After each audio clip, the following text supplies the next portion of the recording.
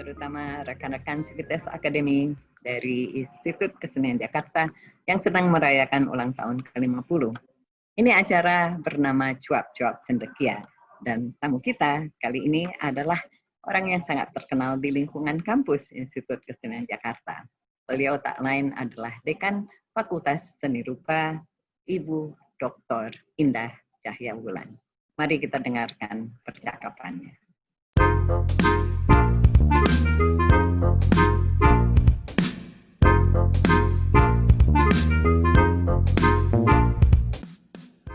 Teman-teman, Bapak dan Ibu yang kami hormati, salam jumpa dalam acara Cuap-Cuap Cendekia yang paling pertama.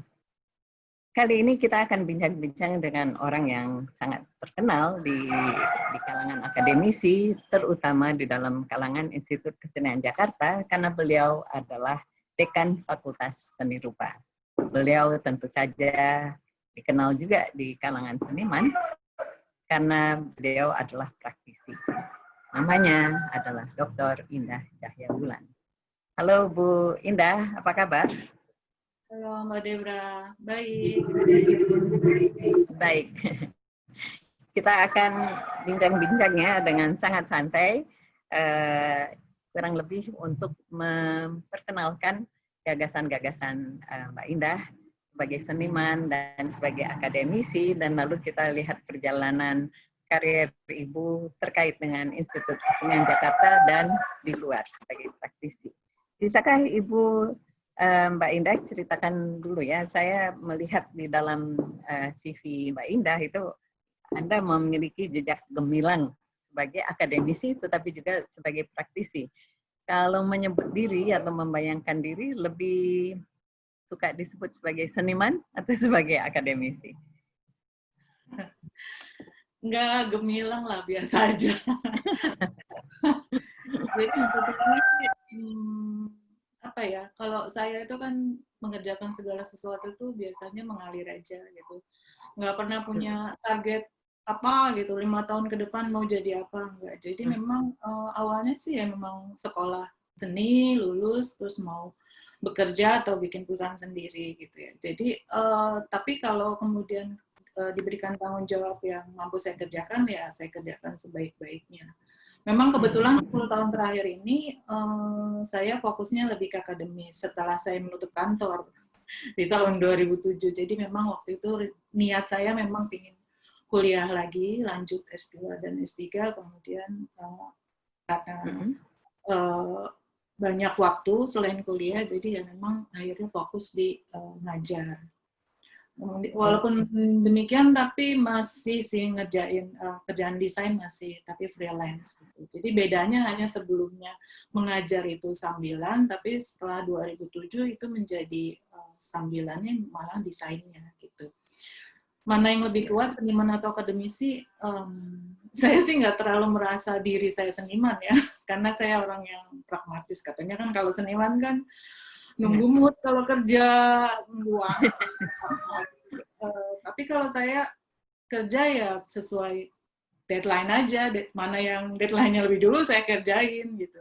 Urutannya itu sesuai jadwal. Jadi pekerjaan akademis maupun pekerjaan desain ya seperti itu saya lakukan. Tapi memang pada saat WFH sekarang nih, karena di rumah saya banyak waktu, jadi saya banyak ngerjain kerjaan-kerjaan kerajinan kerjakan sendiri. Ya mungkin tergantung situasi. Sekarang mungkin senimannya jadi lebih kuat. Jadi lebih kuat. Akibat COVID ya, Bu ya. Kapan mula pertama Mbak Indah terpikir ingin menggeluti bidang kesenian? Jadi masuk terjun sebagai akhirnya menjadi seniman. Itu mula pertama muncul gagasannya di mana? Mungkin kan karena ibu saya ya. Jadi saya sih dari kecil senang gambar. Ibu saya itu guru ya, guru keterampilan. Jadi dia menarik. Pinter gambar, pinter ngerajut, pinter jahit, semuanya dia bisa. Jadi dari kecil tuh saya kalau ibu saya ngasuh saya, kata ibu saya nih, dia saya nyuruh dia gambar terus. Ibu gambar kucing, ibu gambar ini, ibu gambar itu. Jadi akhirnya karena ya seperti itu, jadi ya sejak SMP mungkin ya, saya ngobrol sama guru seni rupa saya, dia lihat saya senang gambar, dia bilang, kamu masuk seni rupa aja. Apa itu Pak? Saya nggak tahu ya, SMP kan. Zaman itu tahun Iya, 80 gitu. Terus dijelaskan, oh ya udah, habis itu ya jadi, pokoknya saya mau masuk seni rupa gitu. Seperti itu. Tapi memang ibu saya dulunya katanya mau masuk asri, cuma dilarang oleh orang tua.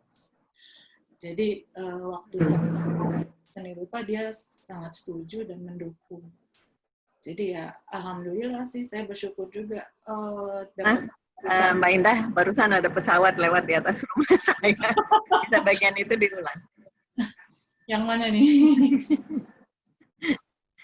Tadi yang bagian dari mulai SMP, ya.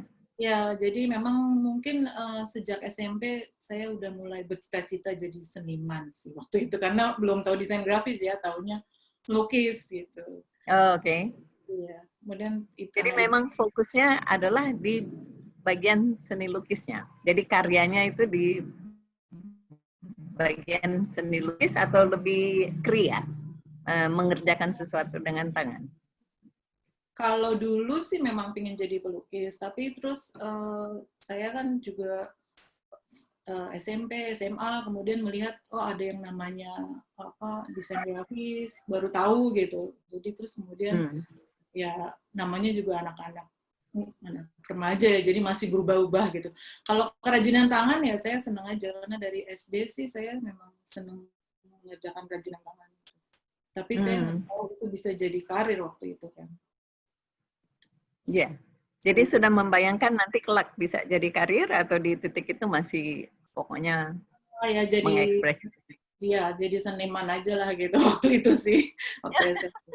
Tapi ibu saya sih sangat mendukung ya, karena dia memang cita-citanya rupanya dulunya pengen jadi seniman juga. Cuma akhirnya jadi guru. Tapi ya sama aja, saya juga jadi guru juga. Iya, kemudian jadi guru. Tapi juga praktisi ya. Kemudian waktu masuk Institut Kesenian Jakarta, apakah seluruh harapan itu tercapai atau ada hal-hal yang harus ditata ulang di dalam pikiran, di dalam alur kehidupan Mbak Indah kemudian? Enggak sih, itu saya memang udah kekeh mau masuk seni rupa, jadi ya sudah siap gitu. Jadi pas masuk IKJ ya saya kerjakan semua yang harus dikerjakan, saya kuliah. Itu jadi memang SD, SMP, SMA saya cuma senang mata pelajaran gambar ya. Gambar sama yang sifatnya gitulah. Paling matematik waktu SD senang. Tapi begitu kuliah, semua mata kuliah saya suka. Jadi enjoy lah saya. Saya nikmati sekali kuliah di IKJ. Walaupun awalnya memang masih mau masuk apa ya, interior, tekstil atau apa, tapi ternyata melihat-lihat, kemudian melihat pekerjaannya, melihat mata kuliahnya, saya lebih suka ke desain grafis, malah nggak kepingin ke seni lukis sih. Jadi banyak belajar sih di situ, di IKJ itu. Jadi masa saya kuliah itu kan semua manual ya. Jadi karena manual itu, jadi kita jadi kayaknya lebih tahan mental ya, karena kalau salah ngulang lagi dari awal gitu kan.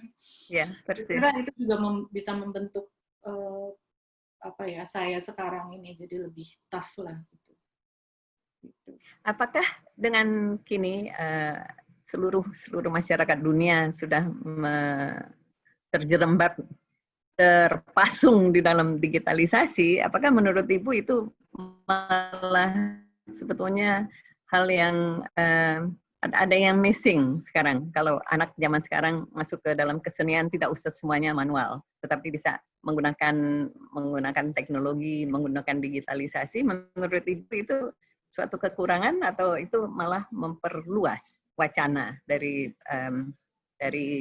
pembuatan karya ini? Kalau masalah digitalisasi itu saya kira itu hanya media ya. Sebetulnya kan yang paling penting adalah pemikiran kita sama ini kita. Tools kita kan adalah tangan dan otak gitu ya. Jadi medianya apapun itu saya kira nggak ada masalah. Memang dulu mungkin segala sesuatu jadi lebih sulit. Sekarang agak lebih mudah ya. Memang saya kira agak beda sih generasinya. Mereka generasi sekarang kan segala sesuatunya instan ya. Jadi memang mereka juga maunya cepat-cepat. Tapi saya kira nggak ada masalah sih, karena ya sesuai aja sama kebutuhan yang sekarang gitu. Jadi Iya. kalau teknologi di dalam seni saya kira nggak bisa dihindari, justru kita harus memanfaatkan teknologi itu. Jadi semua media kan selalu ada perkembangannya ya. Dari zaman dulu banget ya mungkin beda dengan zaman saya gitu. Tapi bagaimana kita mau beradaptasi dengan media itu, itulah kreativitas, salah satu kreativitas ya saya kira. Jadi buat saya apapun yang terjadi ke depan ya kita harus survive gitu. Maksudnya kita harus pelajari, kita harus ikuti, kita harus menghasilkan sesuatu dari situ. Jangan jadi diem aja gitu. Atau tapi itu pilihan ya. Ada sih seniman-seniman yang kembali ke basic, yang nggak apa-apa juga gitu. Itu kan tetap ada demandnya. Saya juga kadang-kadang kalau capek berurusan sama teknologi ya saya berkerajinan gitu, crafting aja sendiri, pakai tangan sendiri. Semua saya kerjakan sendiri. Seperti itu. Okay. Tapi jadi sebetulnya menyenangkan ya bisa lompat kembali ke era manual dan sekarang ke era yang digital. Seperti itu? Yang mungkin pilihan itu tidak dimiliki oleh generasi sekarang atau generasi sekarang tetap memiliki pilihan itu? Saya kira banyak juga sih, ada beberapa yang saya suka lihat di Facebook ya, mereka posting karya-karya mereka itu, mereka balik ke kaligrafi, padahal saya kira mereka nggak dapat pelajaran itu ya, mungkin belajar di YouTube ya. Mereka balik lagi ke kaligrafi manual, kemudian mereka bikin ilustrasi manual. Itu ilustrasi sekarang ya ada yang arahnya ke digital, tapi awalnya kan tetap digital pun kan digerakannya pakai tangan. Kalau pakai Wacom tangannya juga, kalau nggak bisa gambar ya jelek juga.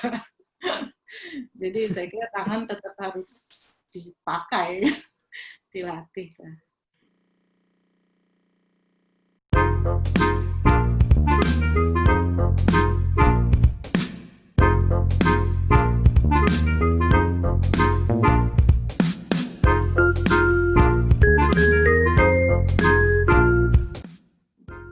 Kita kembali lagi sedikit ketika masuk ke Institut Kesenian Jakarta, Ibu Mbak Indah ini banyak diajarkan oleh seniman praktisi atau mereka adalah akademisi waktu era Ibu masuk ke IKJ?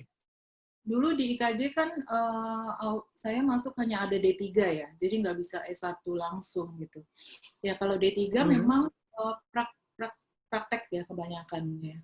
Dan yang ngajar, alhamdulillah itu praktisi semua. Dosen-dosennya kebanyakan malah punya kantor sendiri. Jadi saya tuh banyak belajar dari mereka, tidak hanya di kelas, tapi juga di kantornya gitu. Karena mereka welcome kalau saya mau datang ke kantor, mereka boleh gitu. Jadi teman-teman saya juga waktu banyak yang sudah usianya sudah cukup dewasa dan mereka sudah bekerja dan punya kantor. Jadi saya juga banyak mengerjakan proyek dari kantor teman-teman saya. Jadi memang sejak kuliah, masa-masa itu ya sudah biasa menghadapi pekerjaan langsung.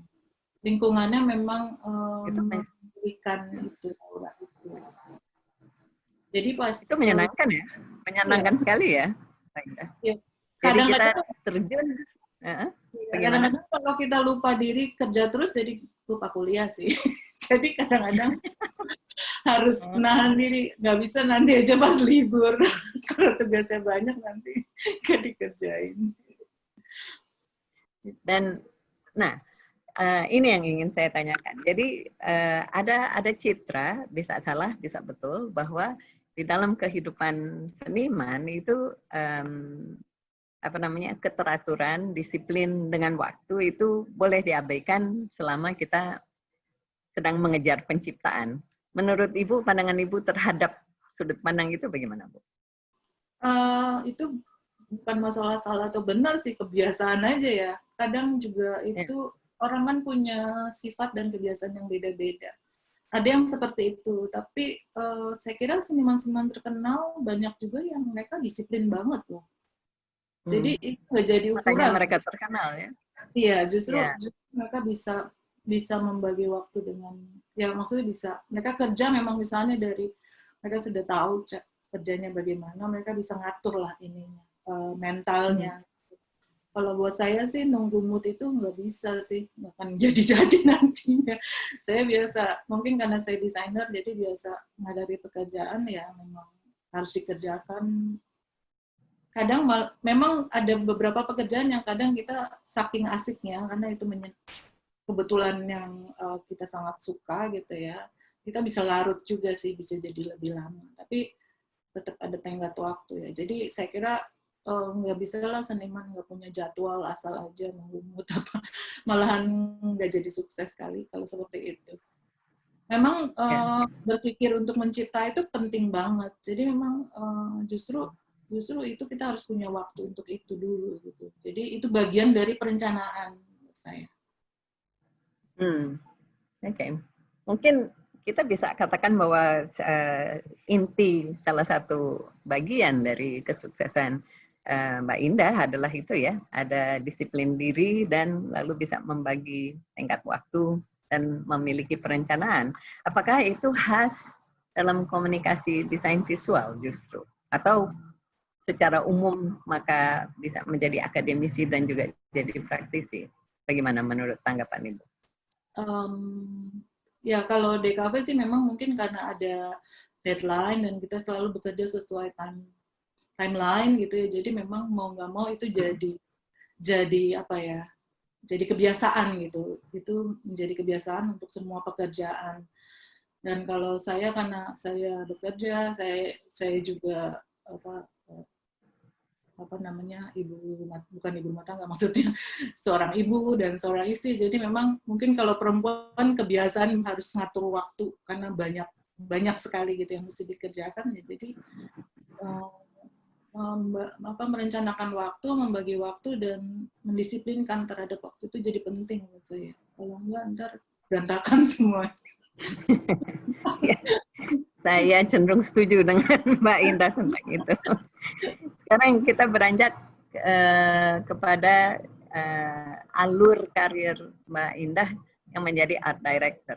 Kalau saya lihat di CV Mbak Indah itu art director ini menjadi bagian yang cukup penting di dalam jalur karir Mbak Indah ya. Selama jadi akademisi menjadi art director tetap jalan terus. Begitu? Betulkah demikian? Ya, memang pada saat saya membuka kantor sendiri itu banyak mendapat pekerjaan kontrak project subkontrak dari kantor-kantor besar untuk pameran, untuk pekerjaan pameran.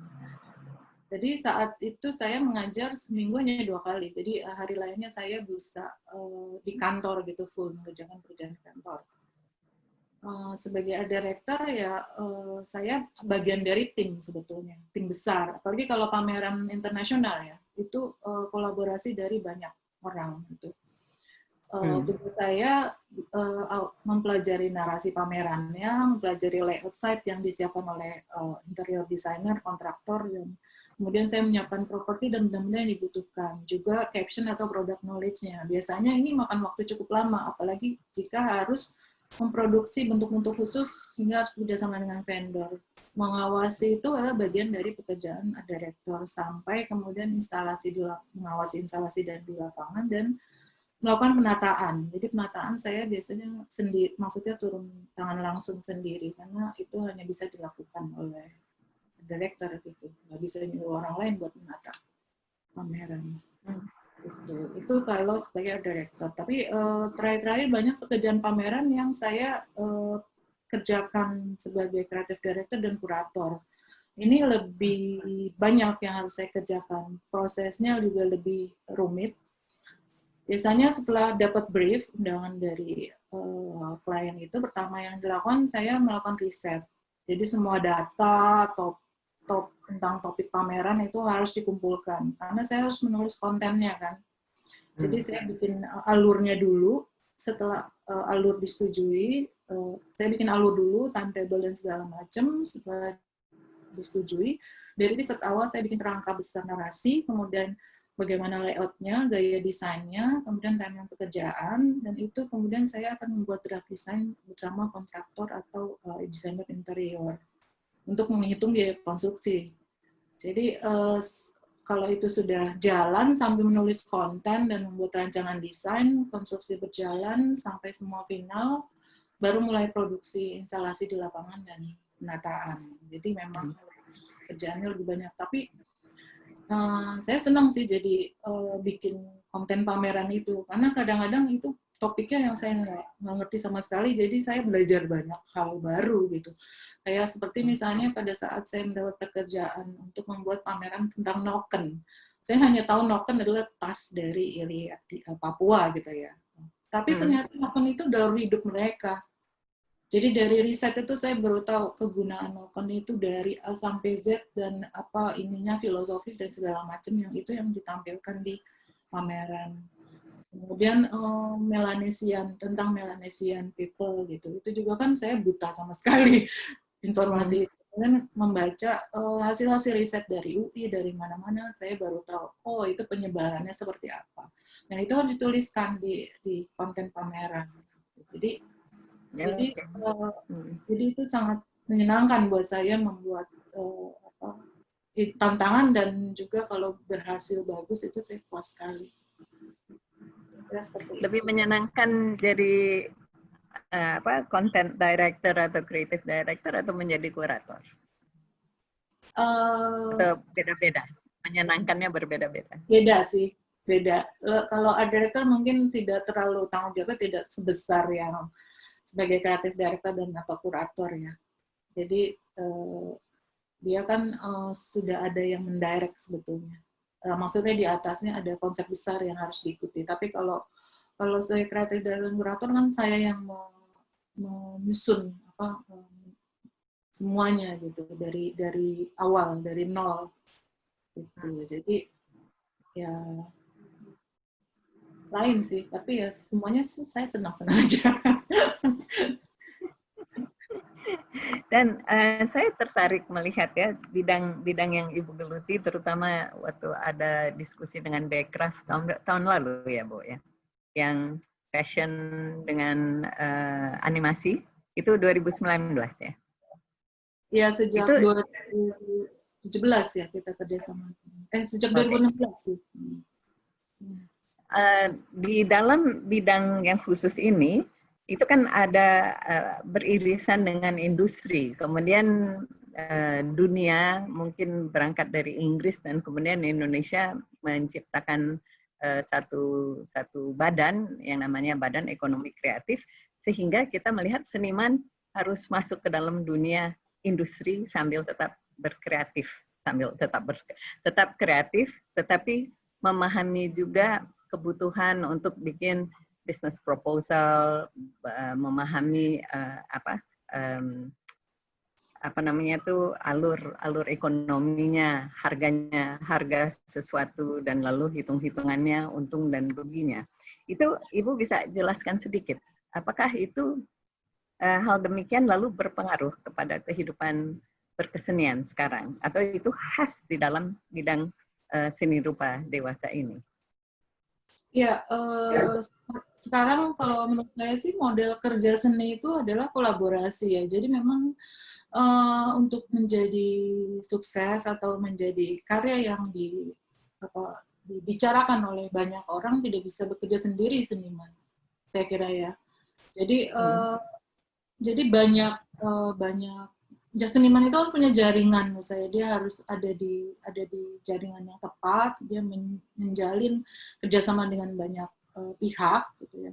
Contohnya misalnya Ruang Rupa, awalnya dia kan hanya organisasi nirlaba yang tempat sekelompok seniman muda itu berkumpul, menggagas dan mempublikasikan karya seninya dalam konteks urban. Tapi ya skopnya masih kecil. Tapi sekarang itu kan itu tahun 2000-an ya. Tapi sekarang Ruang Rupa itu menjadi sangat besar gitu karena konsistensi kegiatannya, kemudian jaringan senimannya yang saya kira luas sampai ke luar negeri, kemudian kolaborasi dengan berbagai lembaga global juga itu. Dan pastinya mereka memahami model bisnis dan urusan-urusan yang bersifat manajerial, saya kira kalau nggak mungkin kan jadi sebesar itu. Sudah saya kira seniman ya harus, kalau tidak mau belajar soal itu ya cari manajer mungkin ya. Jadi manajer kan atau agent itu bisa merancang personal branding mereka, bisa membuat proposal, melakukan negosiasi gitu. Jadi senimannya fokus pada produksi karya misalnya. Kalau nggak mau manajer, ada agensi yang mewadahi seniman-seniman, banyak seniman atau banyak ilustrator. Itu agensi itu yang juga mengurus hal-hal yang bersifat legal gitu. Jadi seniman ini bisa fokus juga berkarya. Ya pilihannya sebetulnya hanya ada pada senimannya, tapi saya kira kalau mau sukses ya harus mau berkolaborasi dan belajar soal bisnis itu gitu. Jadi memang seperti ya. Ini menarik, Bu Indah. Apakah IKJ memiliki jalur pendidikan untuk itu, mengajarkan orang yang ya saya tertarik kesenian, ya saya menghargai kreasi, tapi ternyata saya lebih manajer ketimbang menjadi kreator. Itu apakah ada di dalam itu nggak ada. Institut Kesenian Jakarta? Ya, sayangnya nggak ada. Ada mata kuliah, hanya ada 1-2 mata kuliah yang terkait manajemen seni ataupun terkait industri kreatif ya. Kalau di mode itu karena dia produk yang harus dijual, ada mata kuliah yang seperti itu.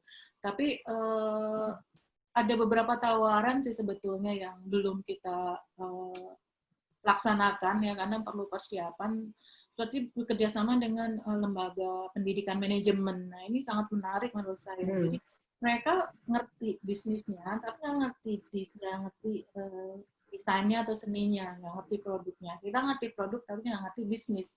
Dan ini menurut saya satu kesempatan yang IKJ bisa kerjasamakan sebetulnya dengan lembaga seperti ini gitu. Jadi entah semakin pertukaran dosen ya, jadi dosen bisnis ngajar di IKJ, dosen seni ngajar di sana, atau pertukaran atau kerjasama proyek, nggak tahu sih ke depannya, tapi ini kita lagi mau coba pikirkan supaya setiap ya ada gitu pengalaman untuk itu. Nah ini penting sih. Iya. Jadi sebetulnya makin lama kan terbuka sekian bidang-bidang baru.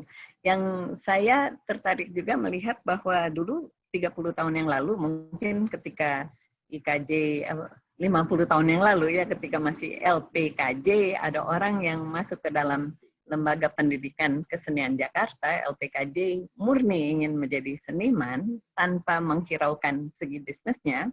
Dan kemudian dalam perjalanan waktu dia sangat tergantung kepada harus tawar-menawar, harus ketemu pendana, harus memiliki agen, dan lalu ketemu dengan seorang yang menjualkan lukisannya misalnya. Jadi itu namanya apa ya? Bukan kurator ya? Yang seperti Amir Sidarta itu. Jadi ada seseorang yang menjadi penengah yang kemudian membawa ke galeri dan kemudian mengambil persentase dari hasil penjualannya. Apakah hal itu sudah menjadi baku sekarang atau masihkah ada seniman yang bisa berjalan sendiri dengan harapan nanti menemukan audiensnya dengan sendirinya? Itu menurut Ibu sekarang bagaimana? Macam-macam sih sekarang. Kalau seniman-seniman yang sudah terkenal, yang maksudnya yang sudah itu mereka jalan sendiri memang. Tapi kalau misalnya baru gitu ya, saya kira jalan sendiri pun bisa, tapi mungkin kapan nyampainya gitu ya. Takutnya kelamaan. Keburu dilupakan orang. Saya kira memang ya itu tadi pentingnya untuk melakukan memperluas jaringan tadi. Jadi berkumpul di maksudnya masuk ke dalam asosiasi komunitas yang bisa mendukung perluasan jaringan tersebut untuk seniman-seniman yang baru yang muda. Saya kira itu sangat perlu ya. Karena kalau ya itu tadi mau lebih cepat atau mau hanya berkarya terus sampai numpuk gitu, tapi nggak ada yang ngelihat ya bagaimana. Iya.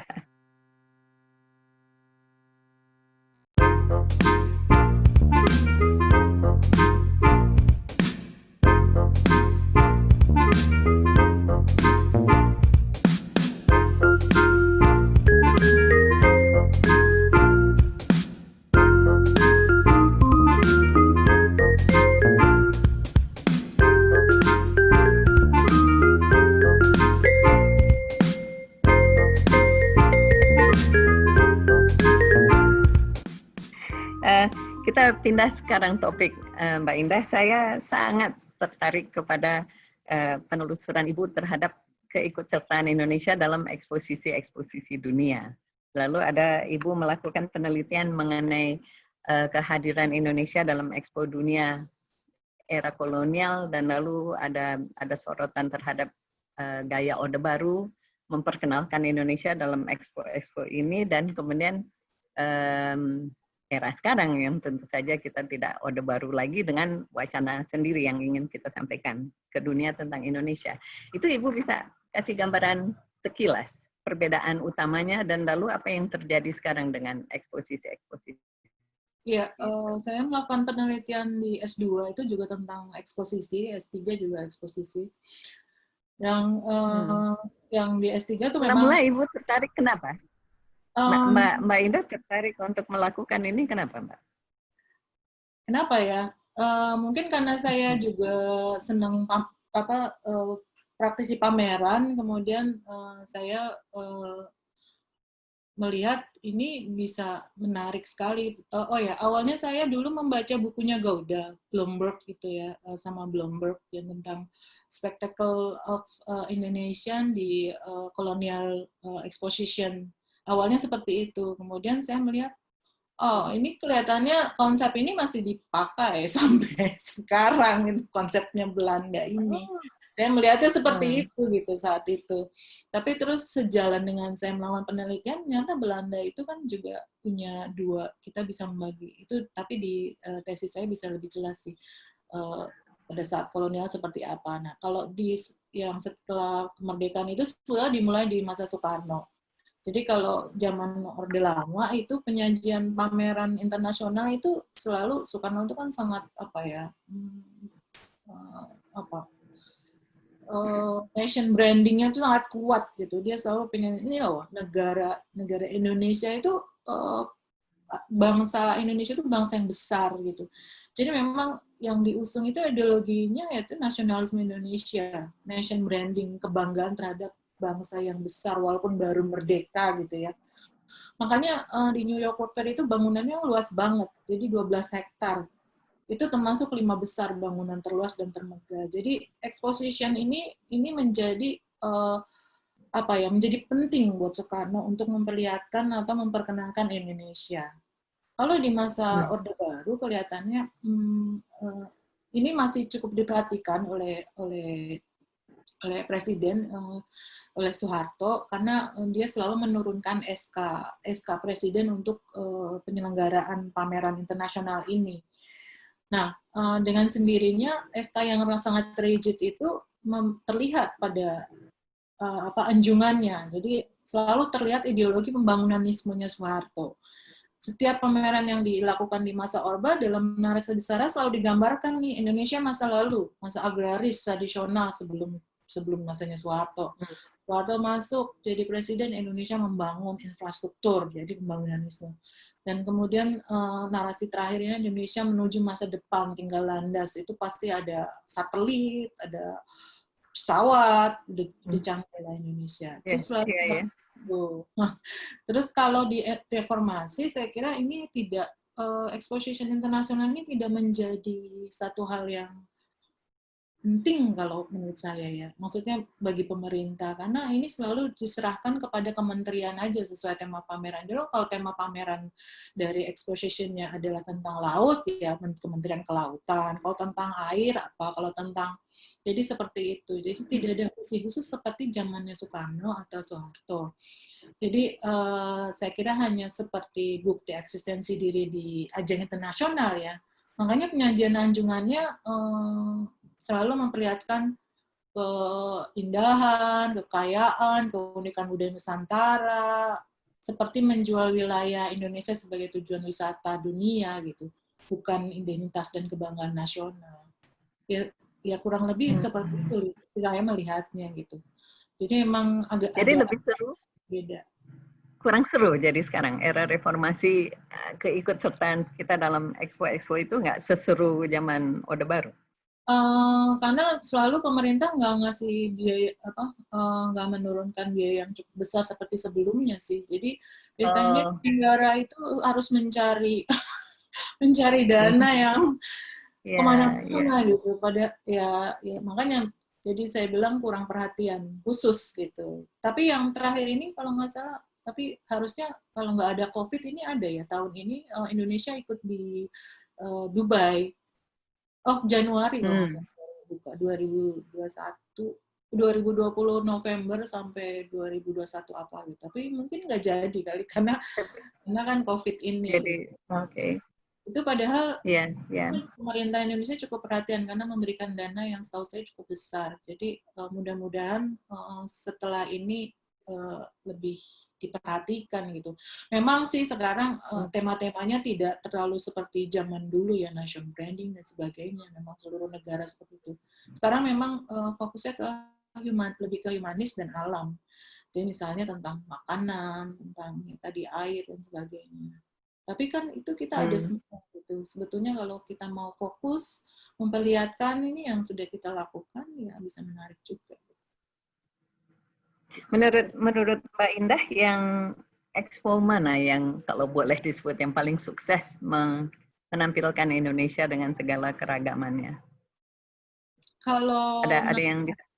kalau menampilkan Indonesia dengan segala keragamannya, memang itu selalu ditampilkan di setiap expo menurut saya sih. Dari Yang paling sukses? Kalau sukses ukurannya pengunjung atau apa ya?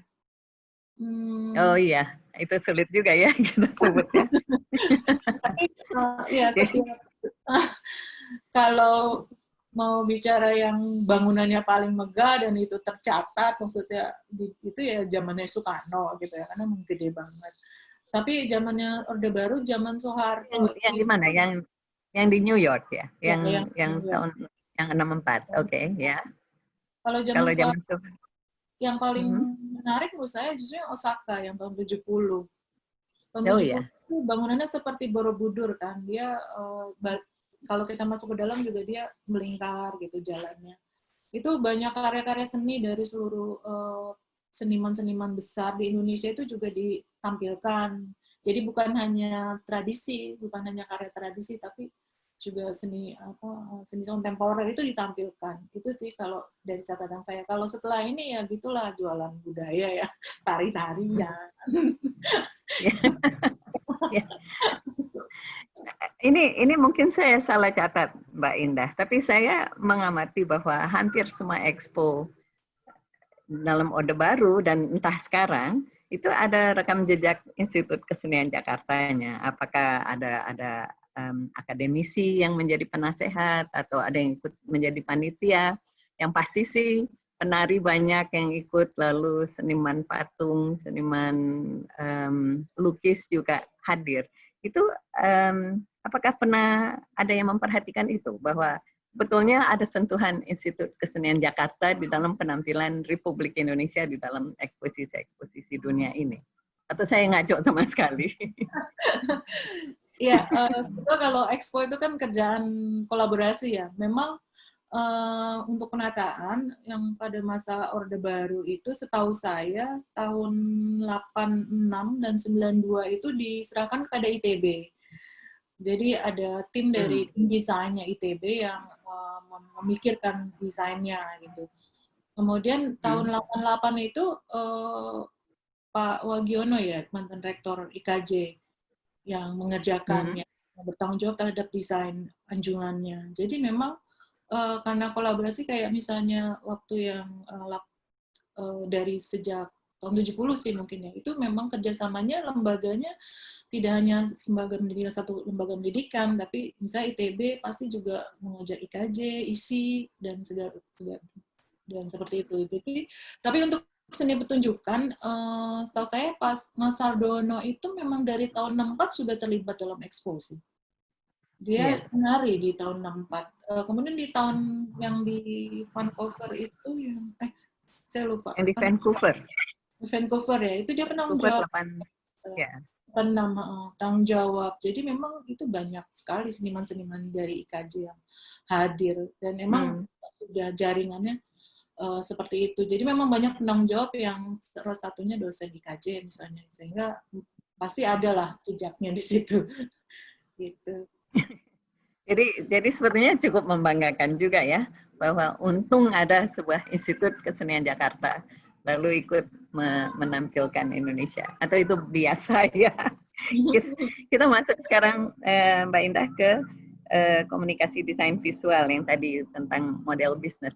Menurut Mbak Indah, ke depannya itu hendaknya bagaimana sebuah lembaga pendidikan seperti Institut Kesenian Jakarta dan juga sikap dari lulusan-lulusannya yang kemudian terjun ke dalam bidang kreatif yang beririsan dengan industri. Bagaimana hendaknya sikap kita ke depan? Mencetak orang dan lalu menjadi orang yang praktek di dalam bidang itu. Ada pandangan bahwa kampus itu harus menghasilkan siap pakai, tapi saya kira itu salah ya. Jadi nggak bisa begitu. Kalau itu yang diajarin nanti hanya hal-hal yang bersifat tools, tapi sebetulnya segala pemikiran besar maupun pemikiran kecil, pemikiran bagaimana kita sebagai seniman itu bersikap dan berguna bagi lingkungan kita itu menjadi penting juga gitu. Itu saya kira salah satu hal yang harus, jadi mental, kemudian juga spirit kita terhadap kemajuan seni itu juga penting gitu. Selain tools tadi ya, selain alat-alat yang bisa mendukung atau media yang mendukung ya, kita nggak bisa menolak perkembangan media tadi. Justru itu juga harus sebagai institusi pendidikan juga itu harus diadaptasi gitu. Jadi memang berat juga sih sebetulnya pekerjaan institusi pendidikan seni itu, karena tuntutannya ya seperti itu gitu. Tapi saya kira dan ada di pundak Mbak Indah lagi itu. Tanggung jawab itu ada di pundak Mbak Indah. Dosen-dosen membantu. Ya itu jadi ya dosen itu juga sebetulnya menurut saya juga hal yang sangat berpengaruh terhadap hasil gitu. Saya banyak melihat sekolah-sekolah di daerah yang sebetulnya secara teoritis mereka sangat mahir gitu menuliskan ilmu-ilmu atau teori-teori tentang desain, tetapi mungkin karena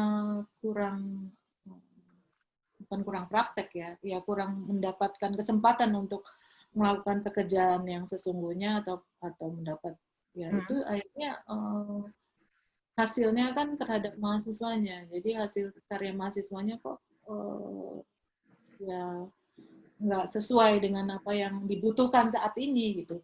Kalau di Jakarta saya kira beruntung ya, karena semua putarannya ada di sini gitu. Style, tren, semua. Yeah. Jadi ya IKJ saya kira beruntung sekali gitu, dosen-dosennya berkarya terus-menerus, dan yang rajin menulis juga mau menulis gitu. Ya ada sih yang malas, tapi saya kira ini dosen itu salah satu aset yang sangat penting untuk menghasilkan mahasiswa-mahasiswa yang mumpuni ke depannya. Jadi dosen memang berat sih. Harus belajar terus. Nah, kaitkan itu dengan konsep-konsep Mbak Indah tentang Indonesia 4.0, 4.0, dan 5.0. Itu bagaimana Institut Kesenian Jakarta harus menyikapi. Ada konsep 4.0 dan kemudian tiba-tiba kita belum siap dengan itu, ada 5.0. Dikagetkan. Ya, mungkin saya nggak bicara 5.0 dulu ya. Karena iya deh, 4.0 aja. 4.0 aja kayaknya aduh jauh panggang dari api ya. Tapi saya kira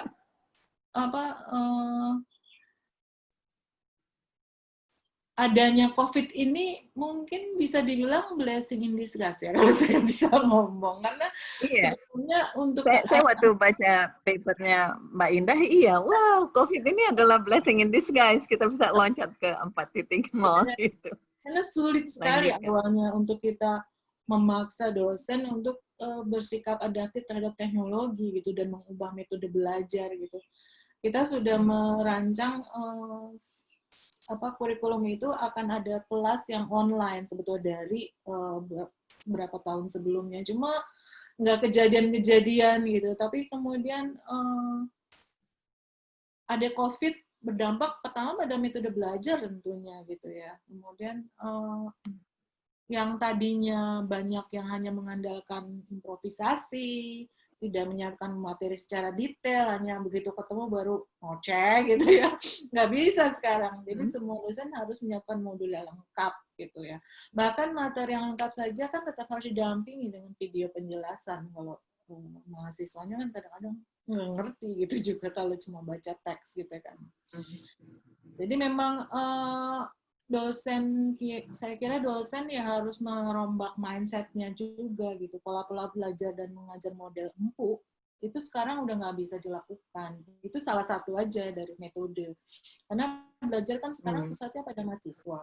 Jadi mahasiswa sekarang nggak seperti masa lalu yang berorientasi pada kompetensi kesenimanan gitu. Misalnya saya belajar sama siapa gitu. Karena itu yang kita dapat pun hanya mungkin nggak nyampe 50%, nggak mungkin lah kita dapat 100% dari guru itu. Jadi kalau begitu nanti misalnya satu dosen menurunkan hanya 50%, kemudian nanti yang 50% itu diturunkan lagi 30%, lama-lama nggak ada gitu yang diajar kan gitu. Belajar sekarang ini kan bisa dari mana-mana, bahkan di YouTube itu tutorial banyak banget. Pelajaran pengalaman dengan senior perlu, tapi itu salah satu. Kalau pemerintah bilang belajar sekarang harus blended ya istilahnya, jadi macam-macam caranya. Dosen harus sebagai fasilitator sekarang, jadi metode belajarnya dia mendengarkan mahasiswa itu berdiskusi, kemudian dia mengarahkan atau memberikan masukan kalau dirasa kurang. Jadi memang dosen itu harus baca, banyak baca gitu. Mau ngasih apa gitu kan, baca lebih dulu. Jadi kalau kadang kan mahasiswa membawa persoalan yang wah saya nggak ngerti persoalan, ya itu bilang aja terus terang, ayo kita pelajari sama-sama gitu, ngapain sok-sok tahu malah salah gitu nantinya. Ya jadi juga saya kira dosen sebagai fasilitator itu harus mengadaptasi gaya hidup generasi sekarang ya, mereka kan digital native ya. Memperbaiki kurikulum, metode belajar, semuanya. Pendidikan tinggi harus berubah lah, harus mendukung dosennya juga. Gitu. Ya kira-kira di dalam COVID ini, apakah menurut Mbak Indah alur yang sedang ditapak oleh Dirjen Kebudayaan oleh Hilman mencoba memfasilitasi penggunaan TVRI kalau nggak salah, atau membayar seniman, memfasilitasi seniman untuk membuat workshop daring dan lalu ditonton oleh jutaan orang. Itu Institut Kesenian Jakarta ikut di dalam diskursus itu atau tidak? Kan Dr. Hilmar Farid coba membuat dalam COVID ini distance learning ini bisa siapapun bisa mengakses seniman. Itu pandangan Ibu tentang itu bagaimana? Itu memang sudah ditawarkan oleh kementerian ya. Kita juga sudah memberikan sosialisasi kepada dosen-dosen yang ingin mengirimkan atau share dari ini bisa gitu ya. Tapi dari IKJ sendiri sebenarnya banyak bulan ini juga akan banyak sekali webinar yang kita lakukan gitu, program-program daring ini gitu. Dari mulai dari pengalaman alumni di bidang kerjaannya seperti apa, itu nanti mulai tanggal 15 itu kita akan mulai tayang. Jadi dari interior, dari desain grafis, dari macam-macam lah nanti, dari seni lukis akan ada. Itu kita buka untuk umum. Jadi memang ini menjadi ya program-program yang harus dikerjakan, kalau enggak bikin apa-apa nanti. Tapi ya memang saya kira ini sangat menarik ya kuliah online ini, karena kan COVID ini pasti kan akan berdampak ya kepada masyarakat ya. Jadi bisa aja yang tadinya bisa mempunyai penghasilan lebih, bisa menyekolahkan anaknya kuliah seni gitu ya.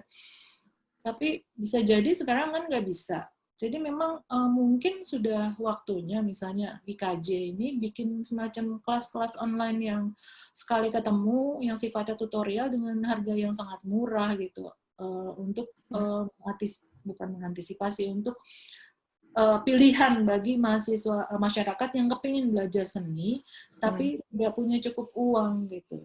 Ya, ini tugas kita bersama sih. Ini pikiran saya aja, belum tahu seperti apa sistemnya. Karena kalau melihat di Facebook kan banyak sekali itu yang ditawarkan, belajar layout 1 hari, 2 jam gitu ya, berapa 100.000 itu kan itu bisa lah buat masyarakat yang kepingin belajar tapi tidak bisa. Dan itu juga malah bisa keluar kota kan sebetulnya. Jadi mereka kan tidak perlu datang ke Jakarta, atau ya lebih jauh lagi memang kurikulum khusus untuk yang di luar kota gitu. Jadi berbeda dengan yang nggak kuliah langsung. Seperti itu sih. Jadi ya.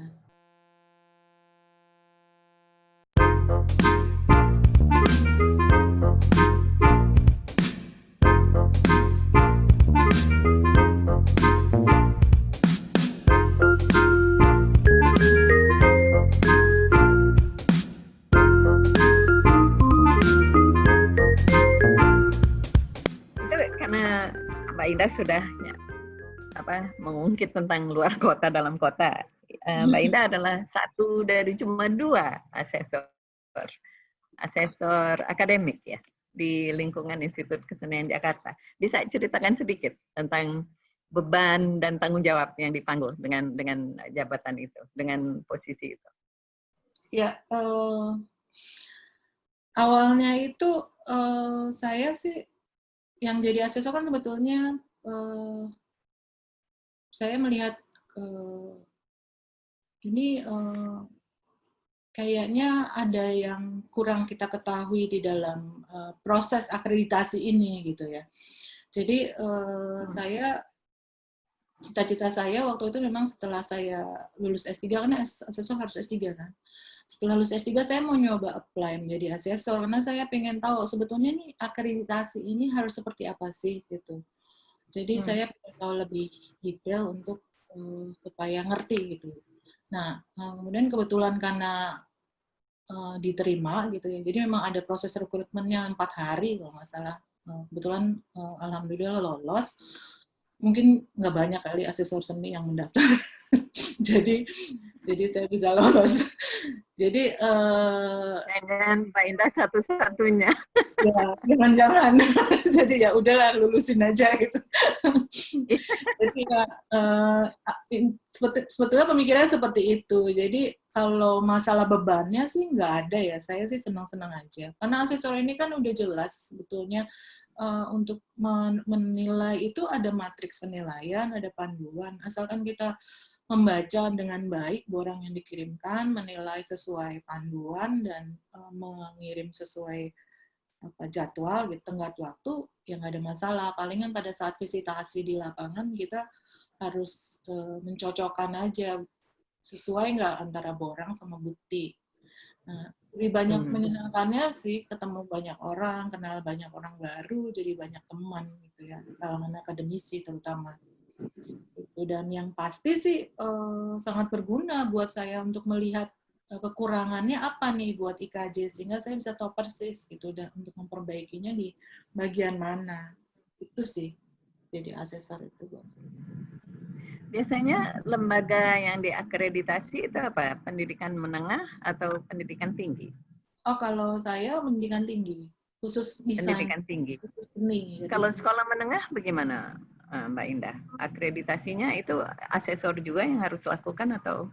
Sama sih, dari SD, SMP, SMA setahu saya modelnya seperti itu juga. Jadi ya mungkin penilaiannya beda ya matriksnya, tapi prosedurnya sih kelihatannya kurang lebih sama. Jadi ada penilaian on-desk dulu, jadi kalau sekarang kan online, ya dulu kan desk evaluasi gitu ya. Nah, kemudian baru penilaian lapangan. Kadang-kadang kalau menurut, kan penilaian itu bukan hanya dari kita, jadi dari asesor sendiri, terus nanti di dalam dewan eksekutifnya ada yang lebih ahli lagi yang melihat penilaian kita seperti apa. Kalau dianggap misalnya terlalu misalnya ada yang kurang atau terlalu ini, kita suruh melihat lagi, mengulang lagi gitu. Jadi kalau dari sananya, misalnya dari diktinya sendiri melihat tidak perlu divisitasi, ya tidak ada visitasi lapangan. Jadi cukup dari evaluasi tadi itu sih. Jadi memang penilaian itu bukan dari asesor saja, tapi ada yang di atasnya, dewan eksekutif tadi. Oke. Kalau kembali ke evaluasi terhadap pola pendidikan kesenian, apakah di dalam pola pendidikan di Indonesia secara umum, secara global dari SD, kemudian SMP, SMA, dan kemudian ada anak, bagaimana Mbak Indah sendiri misalnya waktu SMP dan SMA memutuskan akan masuk ke dalam pendidikan kesenian, apakah terjadi lompatan kuantum karena di dalam pendidikan menengah itu belum banyak kita geluti masalah-masalah kesenian, boro-boro menggeluti, kita disuruh baca tentang kesenian saja tidak ada mungkin di dalam pendidikan menengah. Lalu mereka masuk ke sebuah institut pendidikan seperti Institut Kesenian Jakarta, itu anak SMP dan SMA kaget nggak?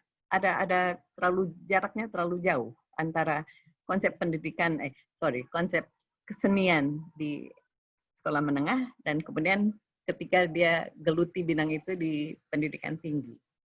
Itu bagaimana, Mbak Indah? Kalau di sekolah swasta sih kita enggak ya. Jadi seingat saya dari SD itu anak saya udah diajar di pelajaran, walaupun pelajarannya nggak banyak ya, cuma 1-2, tapi itu sudah menurut saya sudah, bahkan anak saya pernah SD itu pernah minta ajarin bagaimana caranya nge-layout buku gitu. Jadi saya ajarin InDesign sebentar, terus dia bikin buku. Saya bantu ngejilid gitu ya. Jadi tergantung sekolahnya ya. Enak ya punya ibu. Punya ibu Mbak Indah enak. Tapi anak sekarang kayak anak saya, walaupun dia bisa gambar ya dia nggak seneng gambar, ya udahlah apa boleh buat. Tapi SMA itu dia juga tugas-tugasnya udah misalnya suruh gambar drawing. Jadi saya suruh belajar aja dari YouTube atau kasih bukunya, dia drawing. Belajar melukis di atas kanvas, belajar cat air, itu ada tugas-tugasnya. Tapi saya nggak tahu kalau sekolah negeri ya. Tapi banyak juga sekolah yang memanggil, yang punya guru khusus dari seni rupa untuk mengajarkan seni rupa. Mungkin kalau teori-teori seni rupa mungkin bisa jadi kurang ya.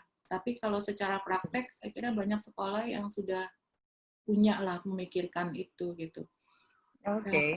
Mungkin PR-nya untuk sekolah negeri kali ya yang harus lebih. Tapi memang menurut saya sih harus ada lah porsi yang lebih besar terhadap pelajaran seni gitu. Kadang seni itu cuma satu.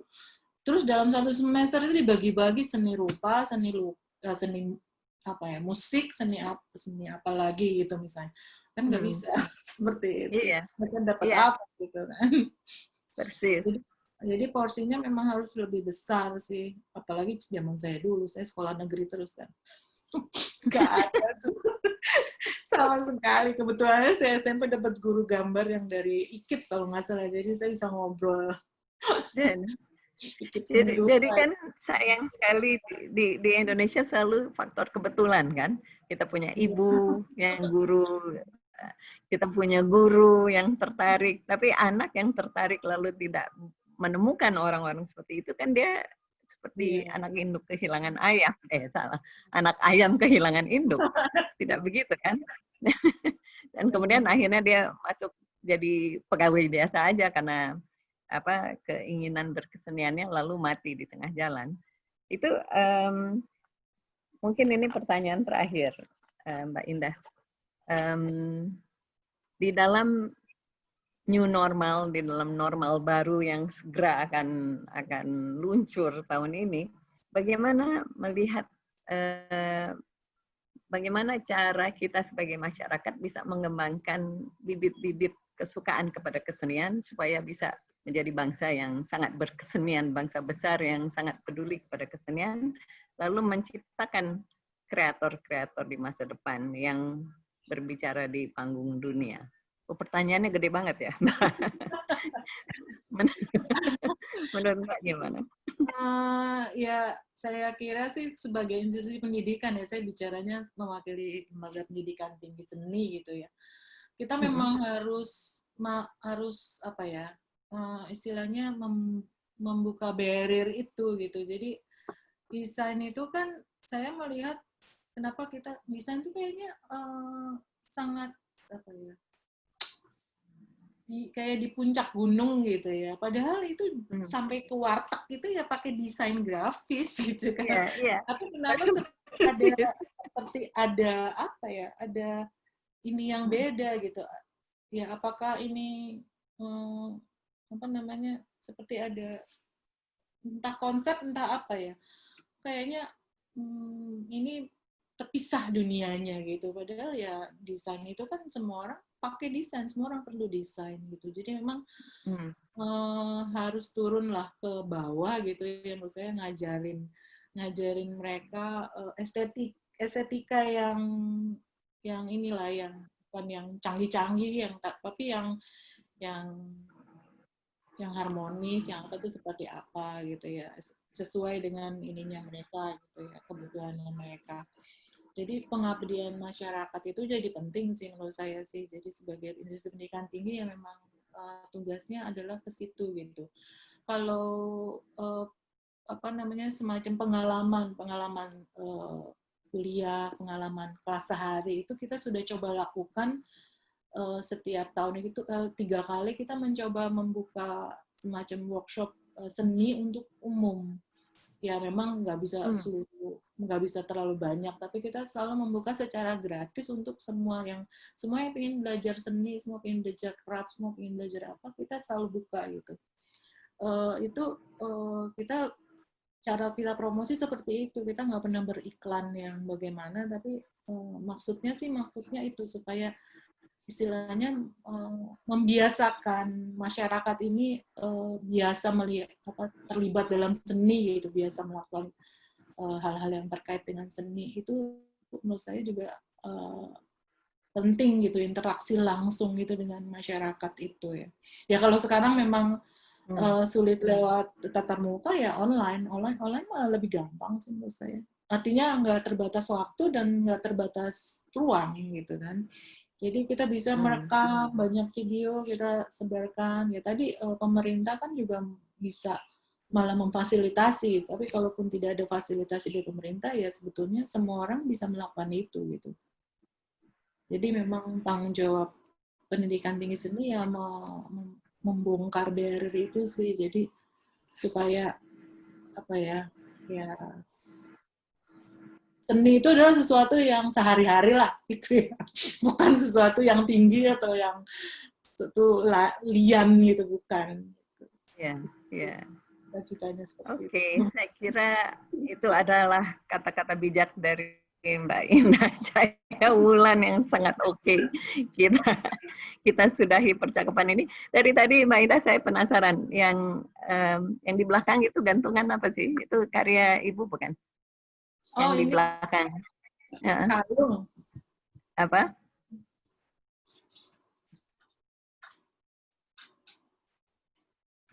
Ya, ini produksi masa COVID. Oh, oke. Kalung. Oh, cantik. Dari kulit gitu ya. Habis ngapain ya? Oke, saya punya banyak bahan kulit, jadi saya bikin kalung. Banyak sih macam-macam, saya udah bikin dompet-dompet. Ini pembatas buku, terus dompet. Oke. Ya. Oke. Ada gunanya juga di rumah. Konsep work at home-nya betul-betul diamalkan. Oke, terima kasih banyak Mbak Indah atas waktu perbincangan, dan kita sudah lewat 60 menit yang sebagaimana dijanjikan. Mudah-mudahan kita bisa ketemu dalam waktu dekat. Selamat ulang tahun kepada Institut Kesenian Jakarta. Ya. Yuk, sampai ketemu, Mbak.